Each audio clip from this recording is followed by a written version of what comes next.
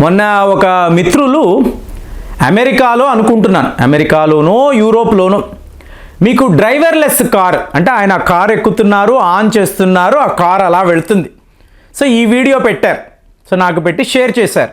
మీరు విచిత్రం గమనించారు అనుకోండి, ఇది ఒక టెస్లా కార్. సో భారత్లో రాబోతుంది, ఆల్రెడీ వాళ్ళు ఒక షోరూమ్ కూడా ఓపెన్ చేసేసారు. కానీ టెస్లా యొక్క పరిస్థితి అమెరికాలో సరిగ్గా లేదు, విపరీతమైన నష్టము. ఇక ఈలాన్ మస్క్ గారు the richest man on earth ఈ ట్యాగ్ను కూడా పోగొట్టుకోబోతున్నారు. ఎందుకంటే సడన్గా వాళ్ళ మార్కెట్ క్రాష్ అయిపోయింది. ఇది ఎందుకు చెప్తున్నానంటే సింప్సన్స్ కార్టూన్స్ అని చెప్తారు. వీళ్ళు ఒక 20 ఏళ్ల క్రితమే ఈ ప్రపంచంలో ఇలాంటి కార్లు రాబోతున్నాయని వీడియోలు తీసి కార్టూన్స్ చేసి చూపిస్తారు. సింప్సన్స్ కార్టూన్స్లో ఒక విషయాన్ని వాళ్ళు ప్రస్తావిస్తే 100% అది జరుగుతుందండి. ఇది ఎలాగా, వాళ్ళ ప్రిడిక్షన్స్ ఏంటి అనేది ఇవాళ కూడా ఒక పెద్ద మిస్టరీ. కానీ 100% ఇది జరుగుతుంది. అమెరికాలో అనండి, ప్రపంచంలో ఇప్పుడు ఇంకా చెప్పాలంటే బాబా వంగా అనండి, నాస్ట్రాడామస్, వీళ్ళ ప్రిడిక్షన్స్ కూడా తప్పవచ్చు.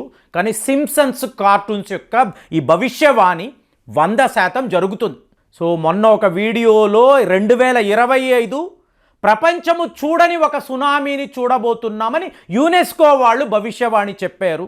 ఎందుకు అంటే మీకు అట్లాంటిక్ ఓషన్, పసిఫిక్ ఓషన్, అలాగే ఇండియన్ ఓషన్ రీజన్ వద్ద డీప్ సీలో ఉండే క్రియేచర్స్, ఈ చేపలు ఇవాళ సముద్ర తీరాల వద్దకు రావడం. సో ఇవాళ సింప్సన్స్ కార్టూన్స్ వాళ్ళు ఏం చెప్తున్నారు అంటే, ఇందులో నా ప్రిడిక్షన్ కూడా ఉందండి.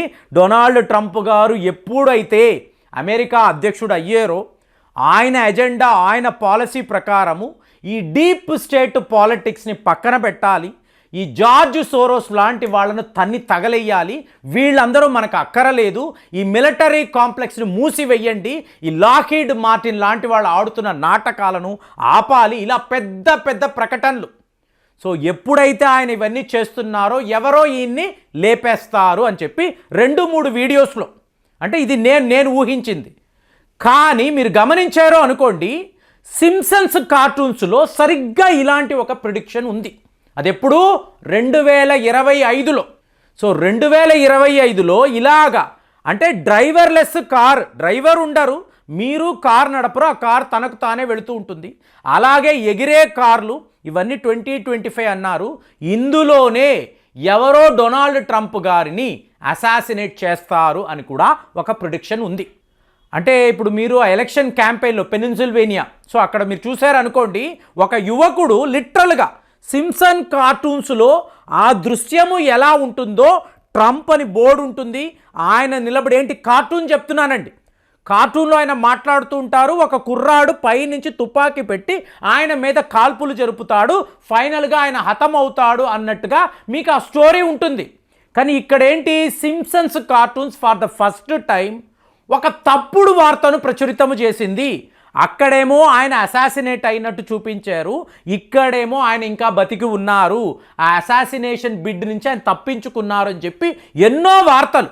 సో ఇప్పుడు ఇది నిజంగా జరుగుతుందా అంటే మీకు న్యూస్ ఏంటి, 2028లో ఇవాంకా ట్రంప్ ఈవిడే అమెరికా యొక్క అధ్యక్షురాలుగా ఎన్నిక కాబోతున్నారు.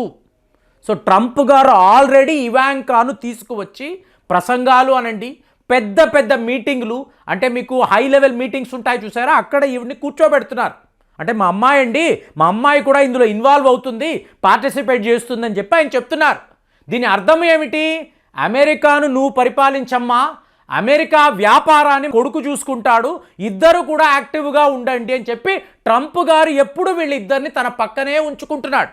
మరి ఈయనకి ఇప్పుడు ఏం కాబోతుంది, అమెరికా ప్రజలు ఈ సింప్సన్స్ కార్టూన్స్ని ఎక్కడికక్కడ షేర్ చేసి, అంటే ఇంకా కూడా ట్రంప్ గారు ఇలా ప్రాణాలతో ఉండడం ఏంటి, అక్కడైతే ఇలాగ మీకు ఒక హత్యా ప్రయత్నం జరిగింది కదా, ఇక్కడ కూడా జరిగింది కానీ ఈయన ప్రాణాలతో ఉన్నారు కదా, ఈ మాటలు అందరూ మాట్లాడుతున్నారు. సో ఇప్పుడు ఈ విషయం ఏంటి, మీకు డొనాల్డ్ ట్రంప్, వ్లాదిమిర్ పుతిన్ ఏం చెయ్యబోతున్నారు అంటే 3వ ప్రపంచ యుద్ధము అని చెప్పి ఇంకొక ప్రిడిక్షన్ ఫ్రెండ్స్. అంటే ఒక వీడియోలో నేను మాట్లాడాను ఏంటంటే, మీకు జర్మనీకి సంబంధించిన ఒక క్లాసిఫైడ్ ఇన్ఫర్మేషన్, అంటే ఈ అమెరికా, నాటో దేశాలు వీళ్ళందరూ జర్మనీలో కూర్చొని ఒక మీటింగ్ పెట్టుకొని మనము 3వ ప్రపంచ యుద్ధానికి వెళదాము, సో యుక్రెయిన్ రష్యా యుద్ధము థర్డ్ వరల్డ్ వార్ వైపు వెళ్ళింది అంటే మీకు ఏం జరుగుతుంది? ఇప్పుడు ట్రంప్ గారు ఏం మాట్లాడుతున్నారండి, నేను నీకు 200 బిలియన్ అమెరికన్ డాలర్స్ ఇచ్చాను, తరువాత దీన్ని ఆయన 300 బిలియన్ అమెరికన్ డాలర్స్ అని కూడా చెప్పాడు.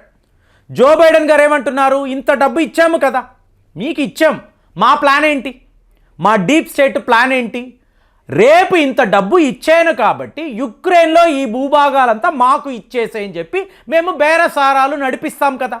సో యుద్ధము మీకు అవ్వాలి, రష్యా ఓడిపోవాలి, యుక్రెయిన్ని మేము అందరము కూడా పంచుకోవాలి, ఇదే కదా వీళ్ళ ప్లాన్. మరి ఇవాళ డొనాల్డ్ ట్రంప్ గారు కూడా ఇదే మాట్లాడుతున్నారు కదండి, నేను నీకు డబ్బు ఇచ్చాను కదా, ఆ మినరల్ డీల్లో సైన్ చెయ్యి, ఈ భూభాగాలని నాకు రాసి ఇచ్చేయి. ఇద్దరు అదే మాట్లాడుతున్నారు కదా. చూడండి, జో బైడెన్ ఇలాంటి వాడు అలాంటి వాడు అన్నారు, డొనాల్డ్ ట్రంప్ గారు ఒక జీనియస్, అద్భుతం, మనమే మాట్లాడాం.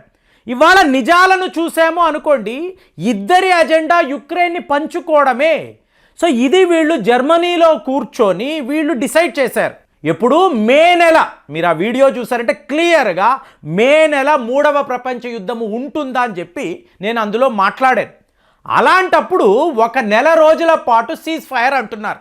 అంటే ఏంటి, ఇప్పుడు మార్చిలో ఉన్నాము, నెల రోజుల పాటు అంటే ఏప్రిల్ దాకా వెళతాం కదా, ఏప్రిల్ 15 అనుకోండి. సో వీళ్ళ టార్గెట్ అంతా మే నెలైనా. ఇవాళ యుద్ధ నిపుణులంతా ఇదే మాట్లాడుతున్నారు. అంటే పుతిన్ గారు నెల రోజులు కాదు, శాశ్వతమైన పరిష్కారం అని ఆయన అంటున్నాడు. అలా కాదు, నెల రోజుల పాటు సీజ్ ఫైర్ అంటే మనం కూర్చొని మాట్లాడదాము. ఏంటి, 3వ ప్రపంచ యుద్ధం గురించి మీరు మాట్లాడబోతున్నారా? సో ఎవరిది చెప్తున్నారు? సింప్సన్స్ కార్టూన్స్లో ఇదే ప్రిడిక్షన్ అండి. 2025లో థర్డ్ వరల్డ్ వార్ రాబోతుంది. చాలామంది ఏమంటారు, ఆల్రెడీ స్టార్ట్ అయిపోయింది కదా, రష్యా యుక్రెయిన్ యుద్ధము అన్నారు, ఇజ్రాయెల్ పాలస్తీనియా యుద్ధము అన్నారు, రేపు చైనాకు తాయివాన్కి కూడా యుద్ధము వస్తే ఎటు చూసినా కూడా మీకు వార్ అనేది ఉంది కదా, కాబట్టి ఆల్రెడీ స్టార్ట్ అయిందని మాట్లాడే వాళ్ళు ఉన్నారు. కానీ సింప్సన్స్ కార్టూన్స్ వాళ్ళు క్లియర్గా చెప్తున్నారు, పలానా సంవత్సరము పలానా నెల ఇలాగ యుద్ధాలు స్టార్ట్ అవుతున్నాయి. మరి ఇది నిజమవుతుందా అబద్ధమవుతుందా? ఇప్పుడు చూడండి, మీకు 9/11 అని చెప్పి ఫస్ట్ టైం 9/11 అని రాసింది వీళ్ళే. అంటే ఏంటి, అమెరికాలో వరల్డ్ ట్రేడ్ సెంటర్ కూలిపోవడం ఇది ముందే చెప్పారు. ఎప్పుడు ఆల్మోస్ట్ 12-13 ఏళ్ల క్రితమే వాళ్ళు చెప్పారు, అదే జరిగింది. అలాగే కరోనా అనబడే ఒక వైరస్ ప్రపంచమంతా స్ప్రెడ్ అవుతుంది. ఇంక ఇవాళ చెప్తున్నారు, కరోనా అంటే చైనా కదండి, వాళ్ళు ఏం చెప్తున్నారు, జపాన్ నుంచి ఇలాంటి ఒక వైరస్ రాబోతుంది, ప్రపంచమంతా కూడా ఇది స్ప్రెడ్ అవుతుంది. ప్రజలు ఎలా నివసిస్తారు అంటే పెద్ద పెద్ద గ్లాస్ ఛాంబర్స్, అంటే ఇళ్ళు ఉండవండి, గ్లాస్ ఛాంబర్స్ ఉంటాయి, చుట్టూరుతా మీకు ఏసీ పెట్టుకుంటారు. ఎవరైనా వీళ్ళని కలవాలి అంటే ఆ గ్లాస్ ఛాంబర్స్ అటువైపు నుంచి వీళ్ళు మాట్లాడగలగాలి, వీళ్ళు ఎవరూ బయటికి రారు. ఇలాంటి ఒక ఎపిసోడ్ కూడా సింప్సన్స్ కార్టూన్స్లో ప్రస్తుతం మీకు రన్నింగ్లో ఉంది, వైరల్గా సర్క్యులేట్ అవుతుంది. చైనా అయిపోయింది, ఇప్పుడు జపాన్ నుంచి రాబోతుంది. ఫస్ట్ టైం కరోనా వస్తుందని ఎవరు చెప్పారు? ఎవరు నమ్మలేదు. అలా ఎలా ఉంటుందండి, ప్రపంచమంతా ఒక వైరస్ ఎలా స్ప్రెడ్ అవుతుందంటే క్లియర్గా వాళ్ళు ఏం చెప్పారో 9/11 గురించి చెప్పారు, కరోనా అన్నారు, అలాగే ట్రంప్ గారి మీద ఒక అసాసినేషన్ అటెంప్ట్ ఉంటుందన్నారు. వాళ్ళు చెప్తున్నది 100% జరుగుతున్నప్పుడు మే నెల ఒక అతిపెద్ద యుద్ధాన్ని మనం చూడబోతున్నామని అంటున్నారు కదా. ఇది కూడా జరిగితే అంటే టెస్లా కార్లో మీకు డ్రైవరే లేకుండా ఆ కారు ఎలా వెళుతుందో, ఎగిరే కారు ఎలా వస్తాయో వీళ్ళు ప్రిడిక్ట్ చేశారు కదా. సరిగ్గా ఒక యుద్ధాన్ని కూడా వాళ్ళు ఇవాళ దీన్ని వీళ్ళు 3వ ప్రపంచ యుద్ధం అని అంటున్నారు. జర్మనీ వైపు నుంచి యుద్ధం రాబోతుంది అంటున్నారు. సో వీళ్ళు సింప్సన్స్ కార్టూన్స్లో ఈ భవిష్యవాణి ఎప్పుడూ కూడా తప్పు అయింది లేదండి. మరి ఎలా వాళ్ళు చెప్తారో, వాళ్ళ ఎడిటర్స్ ఎంత అడ్వాన్స్డ్గా ఉంటారో, వాళ్ళ రైటర్స్కి ఎలాంటి ఇన్పుట్స్ వస్తాయో మనకైతే తెలియదు. వాళ్ళు ఏం చెప్తే అదే ప్రపంచంలో జరుగుతుంది. మరి ఇప్పుడు 3వ ప్రపంచ యుద్ధము గురించి, డొనాల్డ్ ట్రంప్ గారి హత్యా ప్రయత్నం గురించి వాళ్ళు క్లియర్గా మాట్లాడారు. ఇవన్నీ జరగబోతున్నాయా? సో ఇది ప్రపంచమంతా మాట్లాడుతున్న ఒక విషయము. మరి ఈ వార్తలు మీరు విన్నారా? వింటే మీకేమనిపిస్తుంది? కామెంట్స్లో తెలియజేయండి. మళ్ళీ వచ్చే వీడియోలో కలుద్దాం. జై హింద్.